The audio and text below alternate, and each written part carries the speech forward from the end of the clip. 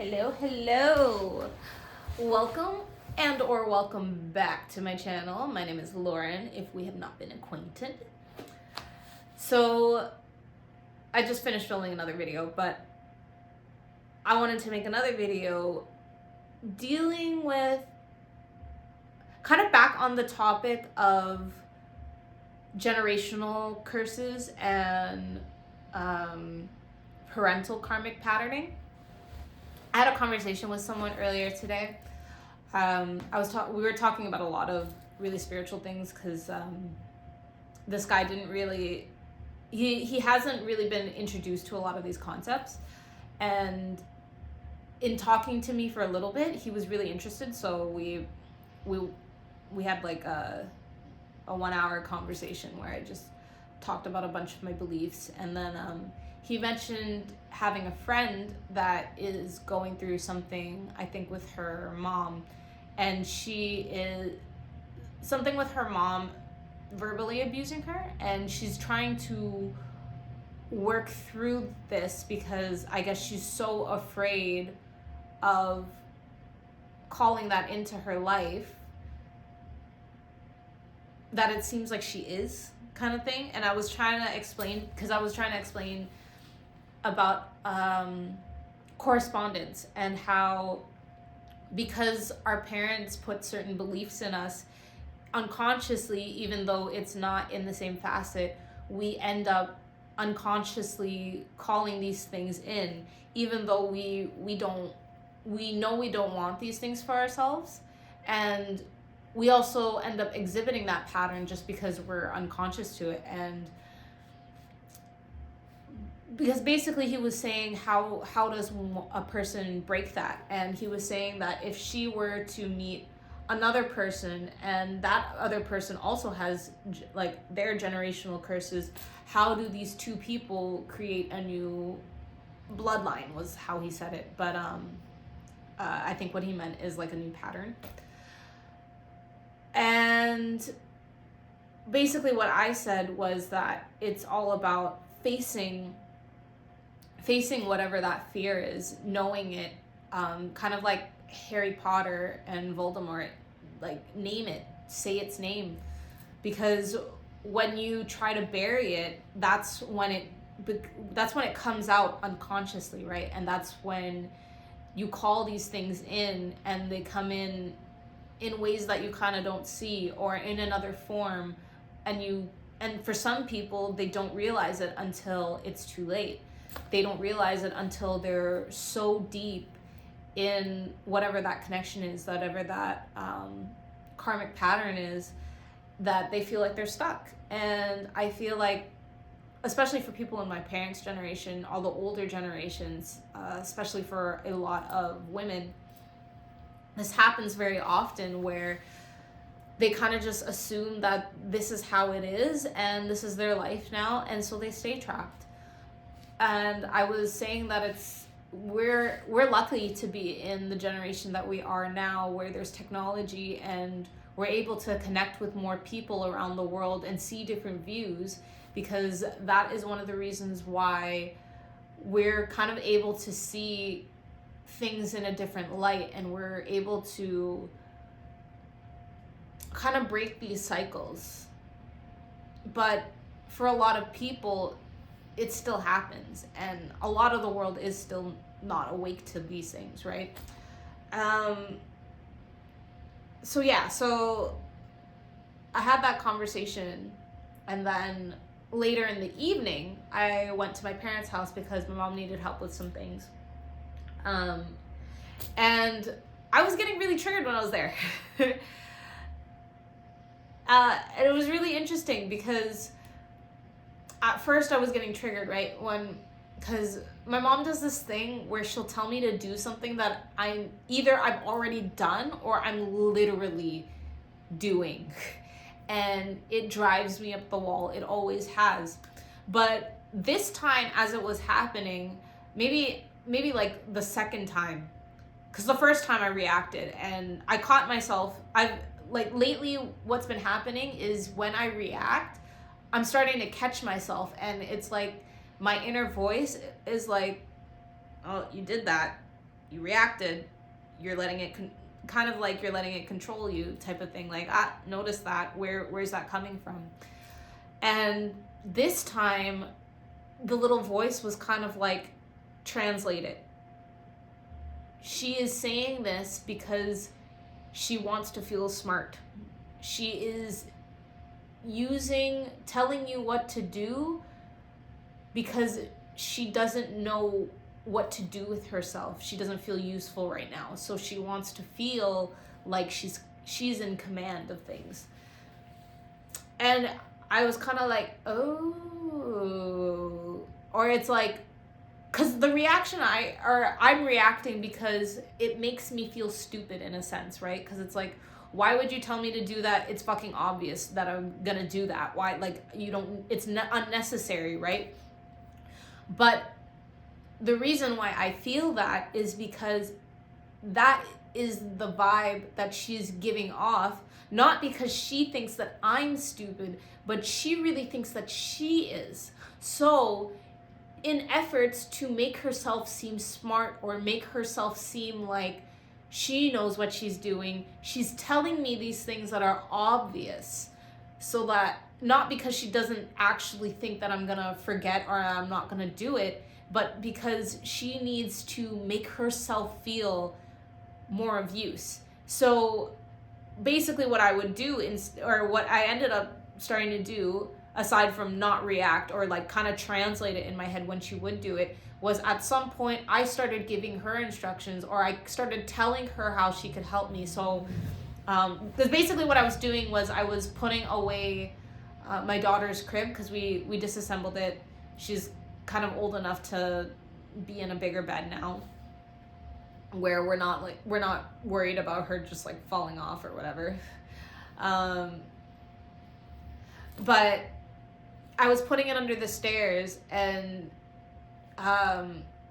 so it was just like really simple things. So because we're putting it under the stairs, I was like, oh, okay, can you bring those pieces closer to the door so I don't have to come all the way out and bring them all the way in? And then when she started to do that, and then she wanted to wrap the little mattress was already wrapped up in a paper bag, or sorry, not paper bag, plastic bags, but she wanted to wrap more in more bubble wrap. So I was like, all right, go ahead and do that. So as long as she was doing something, she wasn't really bothering me. But it was like when she was kind of standing around and when she wanted to be useful, that's when instead of I think the thing with my mom is what she should be doing is asking me what I need help in or if I need help. But instead, what she does is she tries to take control. It's just a natural thing for her. It's just because that's what she's grown up kind of always doing, right? And this is something I recognize. And another part of the conversation I had earlier in the day with the other guy was about how, oh shit, I lost it.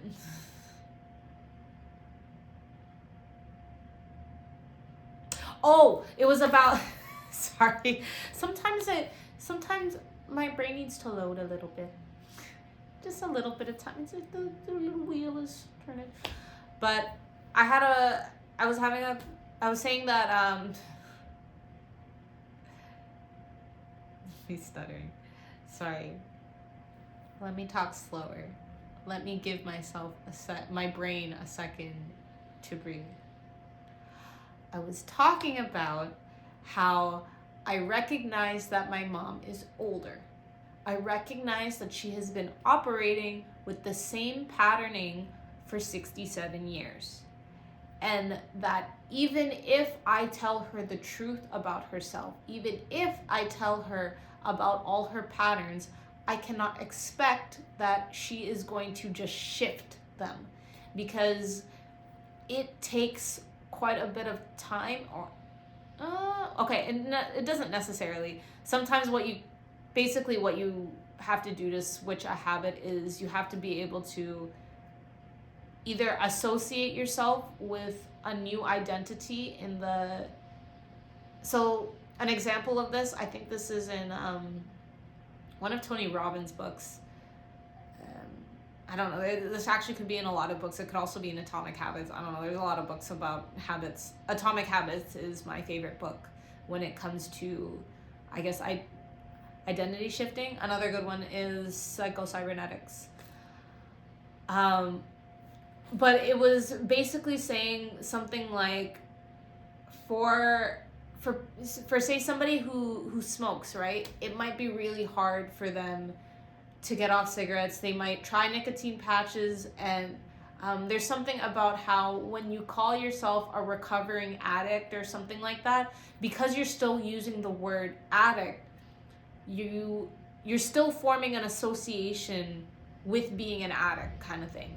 But what happens to some people is they're able to drop the habit if they associate their identity with something else, like if they're now a devout religious person, it's like, okay, well, the characteristics of a devout religious person would not be addiction. So therefore, now that I am a devout religious person, I just don't associate with addiction. But for other habits, for certain habits, like behavioral habits, it's one of those things where the same way that a habit is built up over time, it's also broken down over time.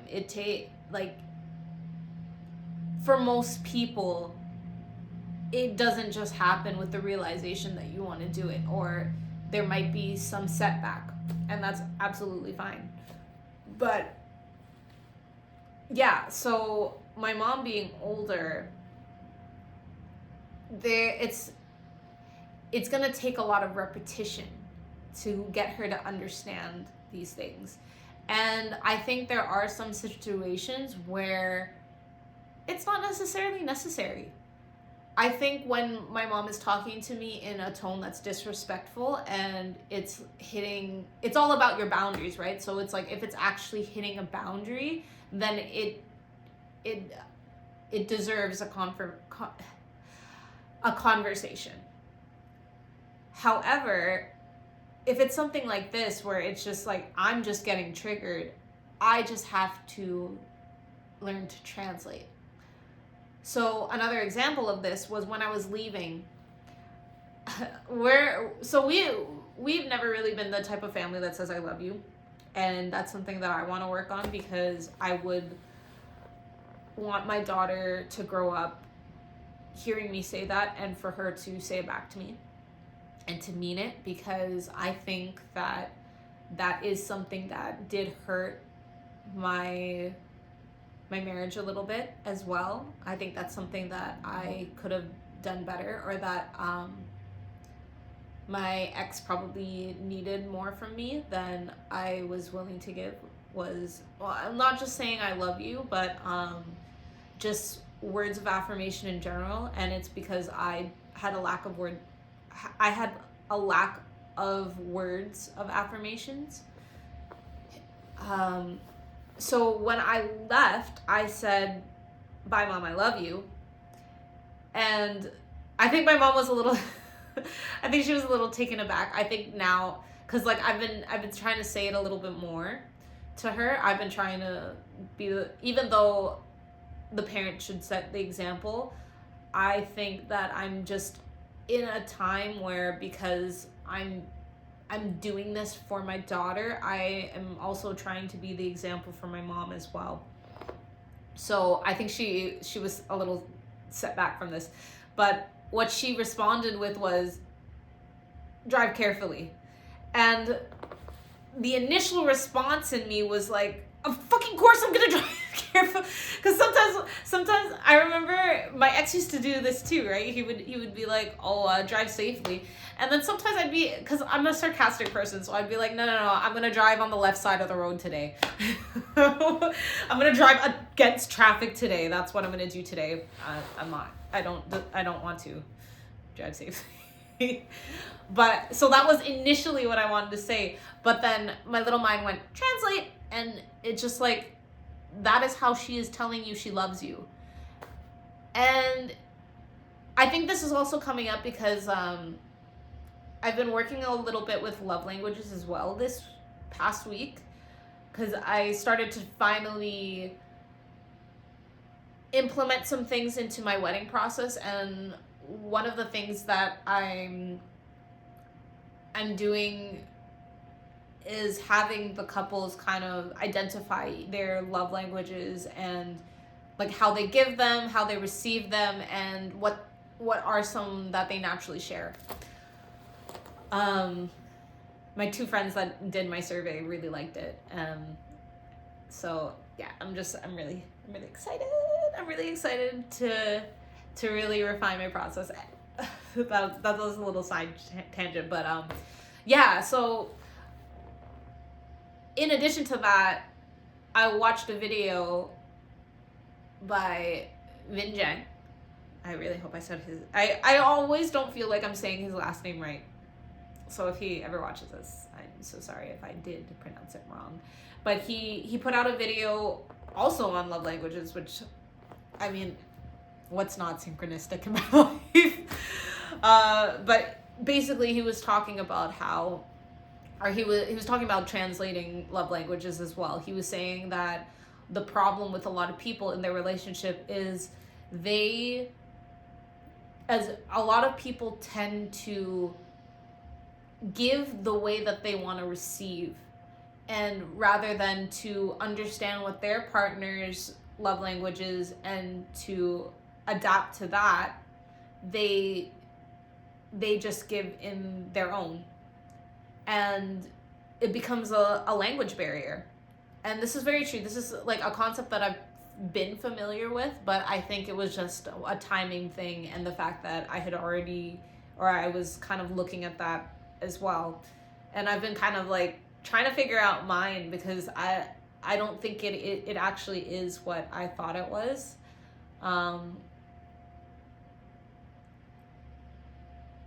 I'm not gonna get into it. I was about to get into, yeah, that's a side tangent.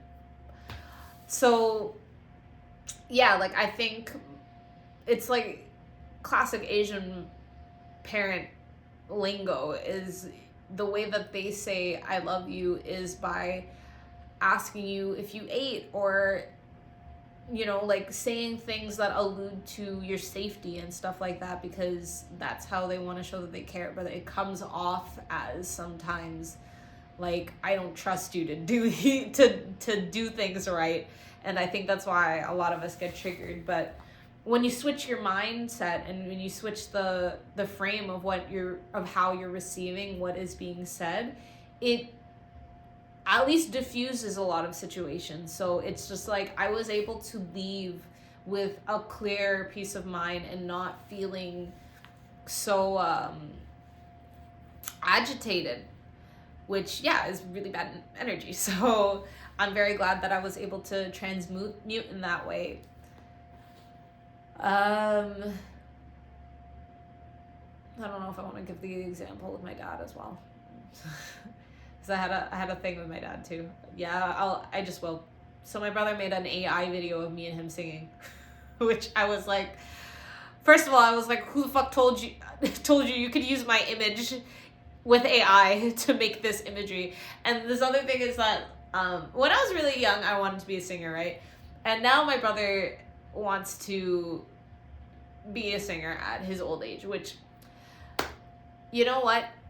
Like I said, anything is possible, and if that's what he wants to do, absolutely go ahead.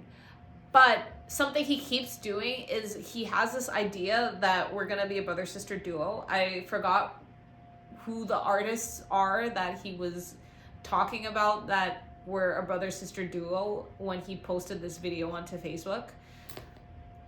But I was like, dude, give up the stream. Just because it's like, it's one of those things where it's like, I totally understand and support if it's your dream, but do not drag me into your dream. And like I've already told you on multiple occasions that is not my path right now, and that's not something that I want to invest my time into, and that I feel like doing. And I don't know. The video did bother me a little bit, more so because it's like I didn't give you consent to upload my photo to ChatGPT, or I don't think he uses ChatGPT for whatever he made the video on, because it was too good quality for ChatGPT. But yeah, I was just like, I did not consent to this. But anyways, that was definitely a sidetrack. It kind of triggered a conversation with me and my dad, because my dad will sometimes say how, oh, I kind of gave up on the singing dream, or that he told me that I should have become a singer, and I didn't do anything with it, which annoys me to my core, because obviously as a child, I'm not gonna fucking know where to go become a professional singer. My idea of becoming a singer when I was in middle school was that I was gonna drive down to America as soon as I had my license, and I was gonna audition for American Idol. That was how I saw the dream coming about. But, and yeah, when he was like, oh yeah, it's your fault, I was like, what the fuck are you talking about? I'm like, if you really wanted me to be a singer or whatever, why didn't you put more effort in? And I think that's just like a little bit of unresolved resentment I have for my dad, because what I'm actually recognizing as I'm talking about this is he's not really resentful at me for not going for his dreams, but he's resentful at himself, because my dad used to be an artist, and apparently he used to be a really good one, and I actually didn't know about it until I was somewhere in my teens, because I painted my closet, and I painted my initials on the closet, and I made it really pretty with some flowers, and one of my aunts came in and she was like, oh yeah, you should keep doing this, unlike your father. And I was like, what you mean? They were like, oh yeah, he used to be an artist. And I'm like, why the fuck doesn't he have any artwork here? He has not, like, there is no trace of this. I have no, like, there's no evidence available that he was ever an artist. And apparently he went to art school for university or college or whatever, and then he dropped out because apparently I guess he didn't like how the teachers were teaching, and he left saying something like, oh, there's nobody here that can teach me about art. But then he didn't end up pursuing it. So I think that knowing that I was talented when I was young, I think he did see something in me, and he was always the one that was more supportive when it came to my creative endeavors, but he wasn't supportive to the point of trying to make those things happen. And that's something that I do want to change with my daughter. That was actually another topic that came up in this conversation I had with this dude earlier in the day, was that one of the ways that I'm healing myself from my generational wounds is that when she grows up and she wants to do something, that I will go to the ends of the earth to make sure she is able to excel in whatever it is that she wants to do when she wants to do it, until she doesn't want to do it anymore. And like, I want to be the type of parent that doesn't allow my kid to just give up on their dreams.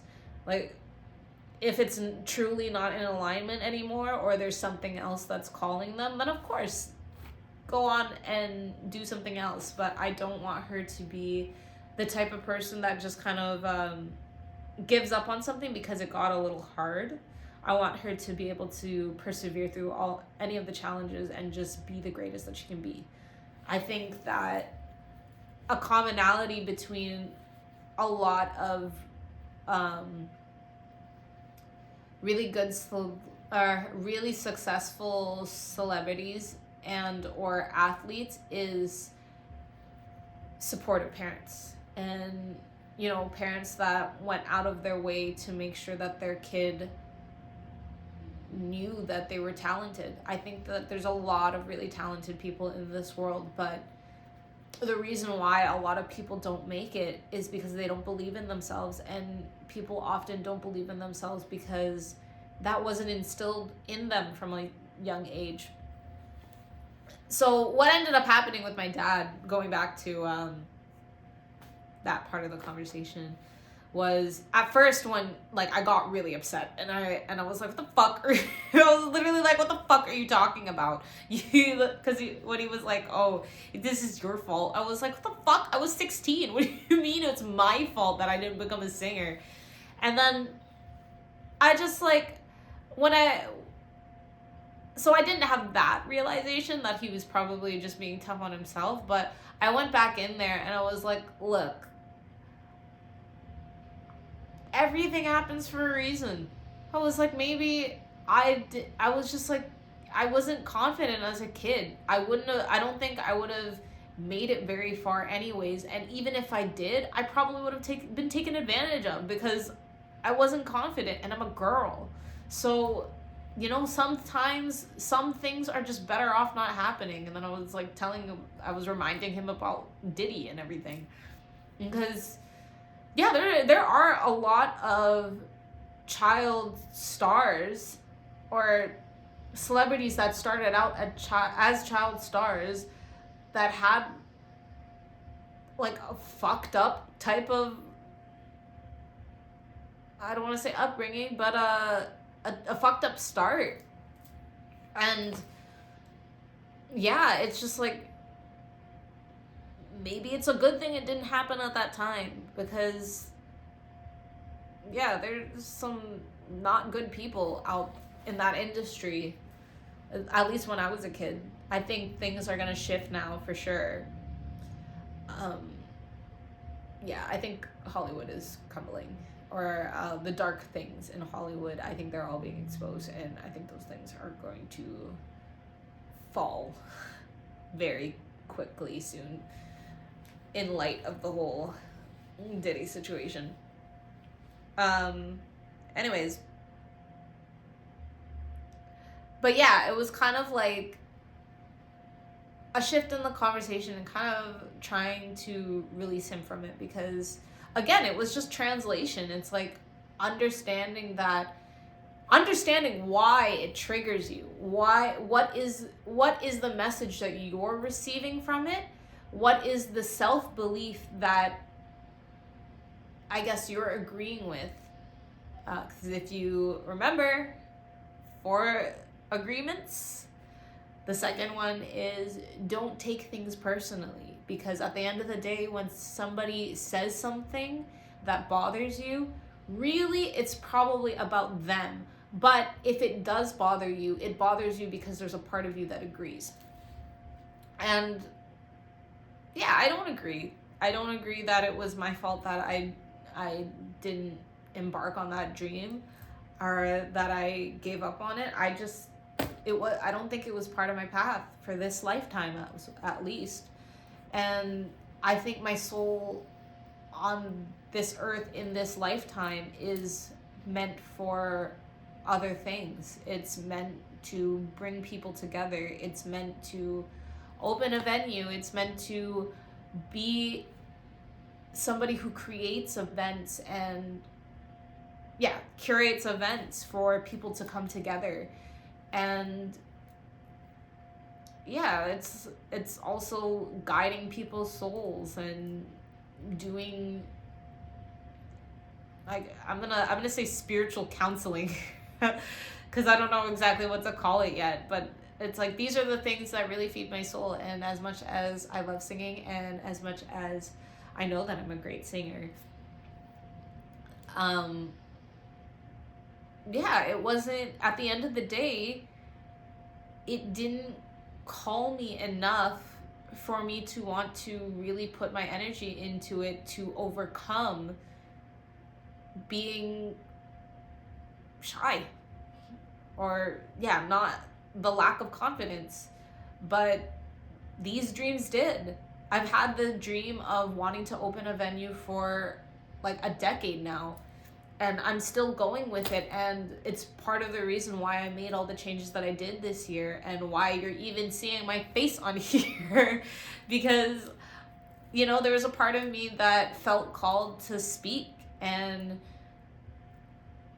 I knew that communication was a part of my confidence journey and that I needed this skill if I wanted to be able to touch other people's souls. And, you know, if that was something that I was meant to overcome to be a singer, or even when I was dancing, like if that was something that I was supposed to overcome to be a performer in either facet, then I would have came to these realizations and been able to get to where I am right now, or, you know, just put myself in situations where I could overcome that, even if it wasn't this direct way, faster. I would have done that earlier, but it just wasn't on my life path at that time. And I know I'm uncovering my purpose now, and these things are very clear to me, and I'm willing to do all that I need to do for these things. Does that make sense? And I'm always gonna love singing and dancing. And who knows, maybe later on in life, maybe sometime in later my 30s, maybe I do become a performer as well. Maybe I get to hit all the dreams. But this kind of ties into the last video that I posted, because I recorded it earlier today. So I recorded it right before this one, so I remember the topic. But yeah, it was kind of about how when you follow your calling and when you do the things that you're meant to do, it doesn't feel like work, it feels like flow. So whenever you have to force yourself to do something, it's because it's not necessarily in alignment. And that's not to say like you won't come across challenges and you won't come across things that you don't want to do, but it is to say that when you do come across challenges,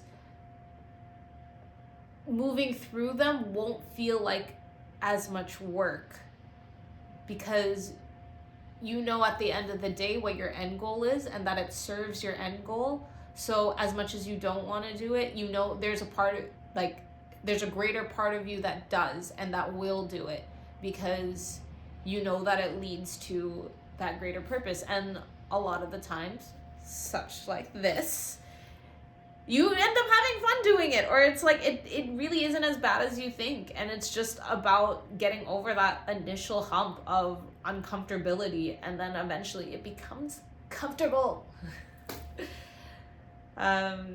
So yeah, that was like kind of a tangent into the last video, like getting back to the parental thing. And just, yeah, this doesn't have to be just for parents. Obviously this can be for any relationship in your life, where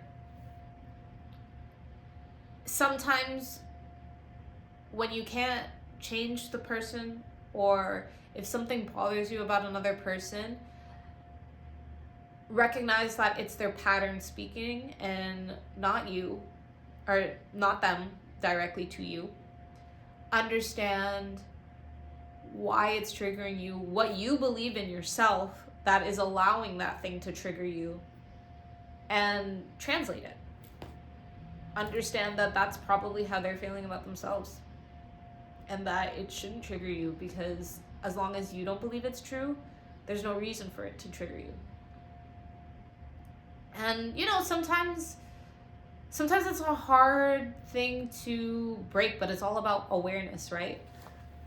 It doesn't, there's a quote like something like, it's not about the first thought, it's more about the second thought, or something like that, when you react to things. Absolutely butchering it. Don't quote me on this quote. But something to the sentiment of your initial reaction is kind of inherent, right? It's not necessarily something you can control, but the way that you think about it right after is, or the way that you handle it is up to your control. So it's like, if you choose to continue off of that, or if you choose to see it a different way and try to understand it in a different way. So let me try to distill that now into a message.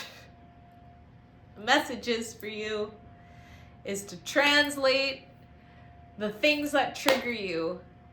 Understand that it's not about you. And when it is, that is a you problem. And you got to figure that out for yourself and separate yourself from the person that triggered you, I guess, is how to say it. And if it's really bad, or know where your boundaries are.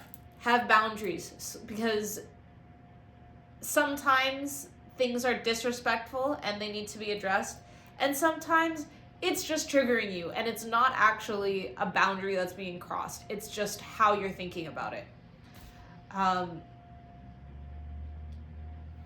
But yeah, if it's happening too frequently, or again, it's something where there's an energetic tone, or there's just like, there's a disrespectful type of tone or connotation to it, have that conversation, put up that boundary, and then take further action from there if you need to go low contact or disconnect if it doesn't get better at that point, because that's when it's an opportunity to stand up for yourself and to change things.